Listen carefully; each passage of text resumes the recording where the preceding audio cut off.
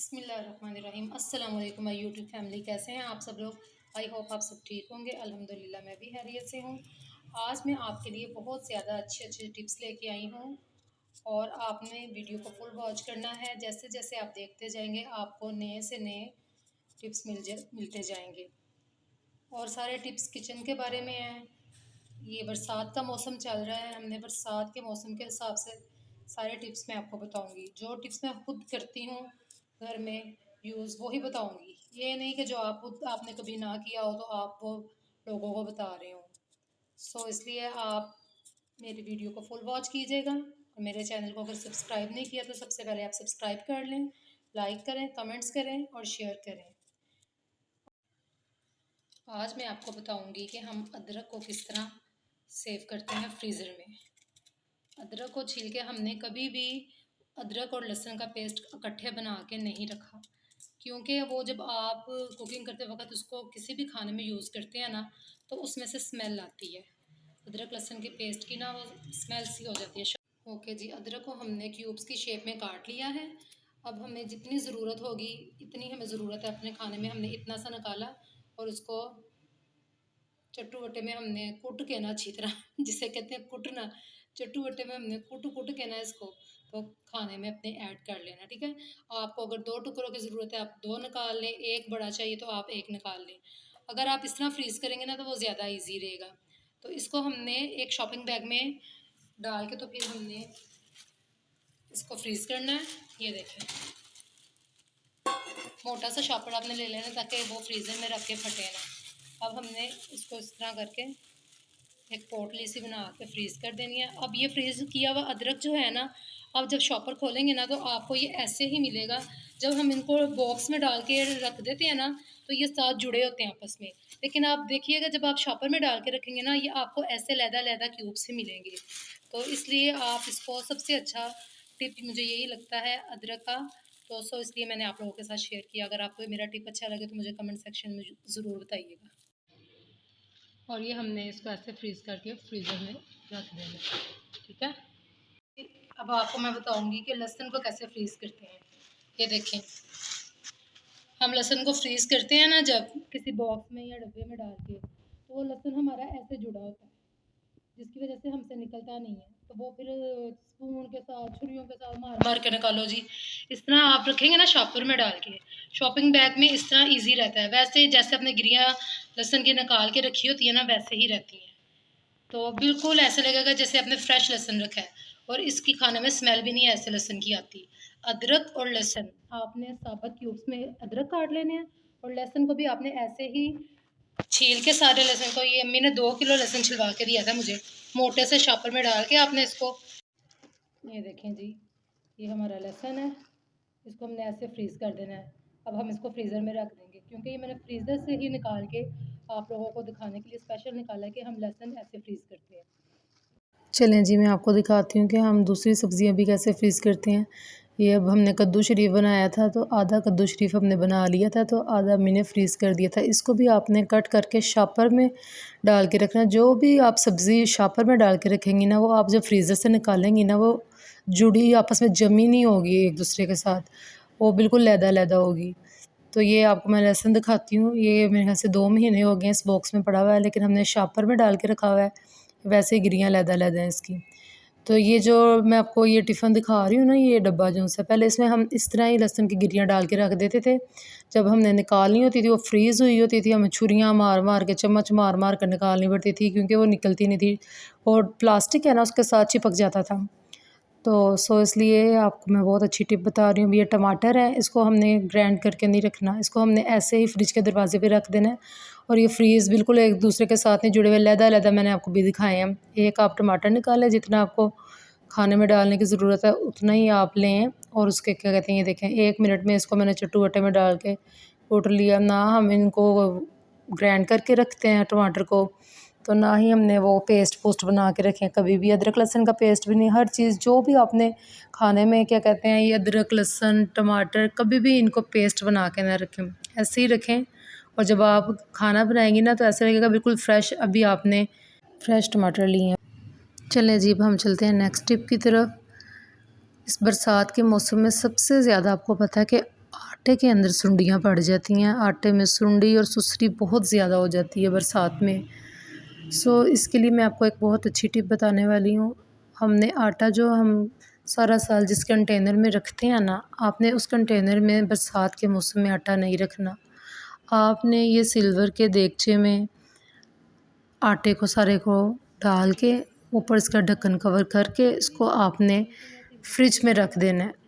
ये आटा आप 2 महीने इस्तेमाल करें, इसमें एक सुंडी, एक सुसरी का बिल्कुल भी आपको ना निशान नहीं नज़र आएगा।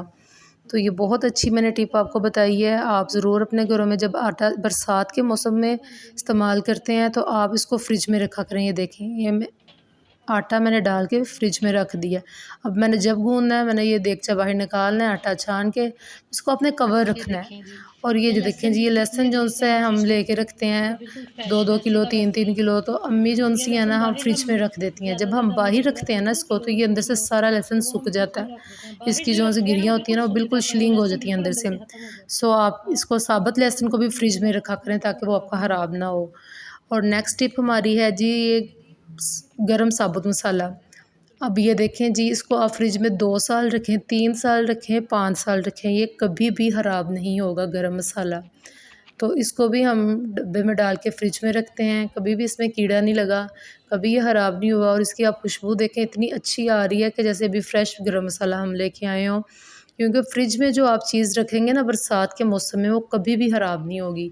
ये देखें, मैंने ये साथ ही मेरे आपको और भी कंटेनर नज़र आएंगे। ये मैंने बेसन रखा हुआ है जो मैं आपको दिखाती हूँ अपने टिप्स फेस पे लगा लगू के।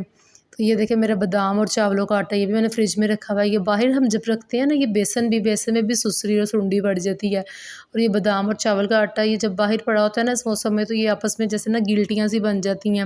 ये देखिए, ये 2 महीने हो गए हैं, मैंने शायद 2 महीने पहले आपको टिप बना के दिखाई थी दही के फेशियल की। उसमें मैंने ये बेसन और बादाम का आटा, चावल का आटा यूज़ किया था। ये तब से फ्रिज में ऐसे ही पड़े हुए हैं। बच्चों ने पास्ता खाया था तो बस ये बोल ही था, थोड़े से बर्तन से मैं ऐसा वॉश कर लूँ। साथ ही आपको मैं नेक्स्ट टिप भी दिखाती हूँ कि आपके जो चावल बॉईल करने से बर्तन ब्लैक हो जाते हैं, बिल्कुल अंदर से काले पड़ जाते हैं, उनको हमने कैसे चमकाना है। उसमें आपने कोई लंबे चौड़े टोटके नहीं करने, ना मैं करती हूँ तो ना मैं बताऊँगी आपको, इसलिए मैं आपको वही बताऊँगी जो मैं खुद करती हूँ। चलें जी, ये देखिए, इसमें हम करेंगे काला तेल अच्छी तरह। अब आप देखिएगा, मैं ऐसे ही आपको ये हमारा चावल बॉईल करने वाला पतीला है, मांझ के दिखाऊंगी। इंशाल्लाह बहुत ज़्यादा आपको उसका इफेक्टिव रिज़ल्ट मिलेगा।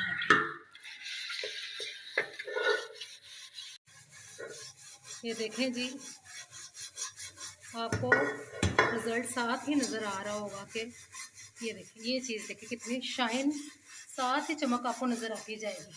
और ये यहाँ से ब्लैक हुआ है। ये देखिए, ये हमने आज बनाए थे बॉयल चावल, और साथ हमने कद्दू शरीफ बनाया था जो आपको दिखाया हमने। आधा हमने फ्रीज़ कर दिया था और आधा हमने बना लिया था। अब थोड़ा सा इसमें पानी ऐड करूँगी ताकि ज़रा हमारी, ये देखें,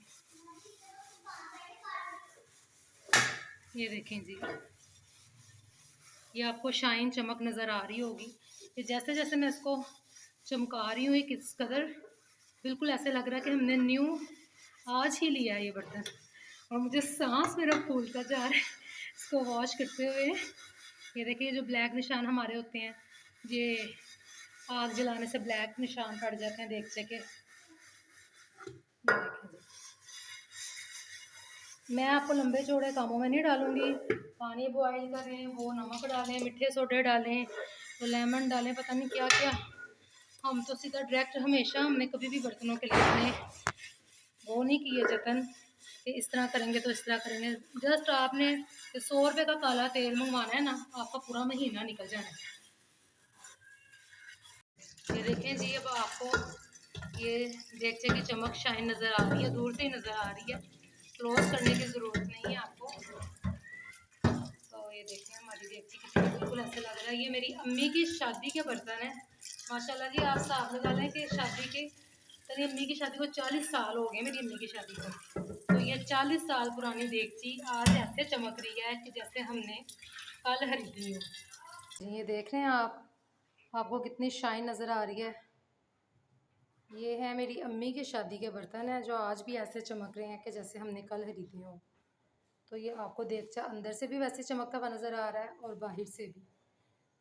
काले तेल से बहुत अच्छे बर्तन धुलते हैं। पता नहीं कौन लोग कहते हैं जी काले तेल से बर्तन ही अच्छे धुलते। हमारे तो बहुत अच्छे साफ़ होते हैं काले तेल से बर्तन। आप लोग भी काला तेल ही यूज़ किया करें। 100 रुपये में पूरा महीना आपका निकल जाना है और आपके बर्तन चांदी की तरह चमक जाने। आई होप आप सबको आज के मेरे टिप्स बहुत पसंद आए होंगे, और अगर पसंद आए हैं तो कमेंट सेक्शन में जाके ज़रूर बताइएगा, और अगर नहीं आए तो फिर भी बता देना। तो ये जी मैं अपने टोटके तैयार कर रही थी, आपको बता रही थी। तो इतने में बच्चों ने पास्ता ऑर्डर कर लिया, चीज़ी एंड क्रीमी पास्ता। बहुत ही डिलीशियस था ये। आप ये देखें, आपको नज़र आएगा जी कितना अच्छा और यम्मी पास्ता बच्चों ने मंगवाया। तो अब बच्चे करने लगे हैं पास्ता पार्टी, पास्ता एंजॉय करने लगे हैं। तो मेरे पास तो अभी 2-3 टिप्स और थे, लेकिन मैं आप लोगों के साथ अभी शेयर नहीं कर सकी। इंशाल्लाह नेक्स्ट व्लॉग में मैं आपके साथ ज़रूर शेयर करूँगी। अभी मैंने रोटियों वाले रुमाल आपको धो के दिखाने थे, और प्याज के बारे में भी कुछ बताना था, कपड़े धोने के बारे में भी बताना था। लेकिन मैं आपको बताऊँ कि मैं हतीम मेरी जो सी है ना 2-3 दिन से बहुत उसको फ़ीवर हुआ है। तो उसके लिए दुआ करें मेरी बेटी ठीक हो जाए, क्योंकि वो स्कूल भी नहीं जा रही, ट्यूशन भी नहीं जा रही, उसको बहुत ज़्यादा फ़ीवर है। तो सुबह उठती कि मामा जी टांगों पे वज़न नहीं पड़ रहा, सर में दर्द। मौसम चेंज हो रहा है ना, तो बच्चे बीमार हो रहे हैं। तो ये देखिए जी पास्ता खा के मैं किचन में लगी हुई थी, तो मैं किचन साफ़ कर के अंदर आई हूँ। माशाल्लाह जी बच्चे सारे सो गए हुए थे, तो बतूल ने जन्नत को भी सुला दिया हुआ था। माशाल्लाह जी ये जन्नत देखें सोई हुई है, बतूल भी सोई हुई है। बतूल साहब को भी फ़ीवर हो गया जी, उसको भी फ्लू हुआ हुआ है बहुत ज़्यादा, उसको भी आइज़ इन्फेक्शन हुआ हुआ है। हतीम को बुखार है। आप सब दुआ करें मेरी बेटियाँ जल्दी जल्दी ठीक हो जाएं, ताकि मैं आपसे अपने डेली व्लॉग शेयर कर सकूं। अल्लाह हाफ़िज़, बाय बाय, टेक केयर।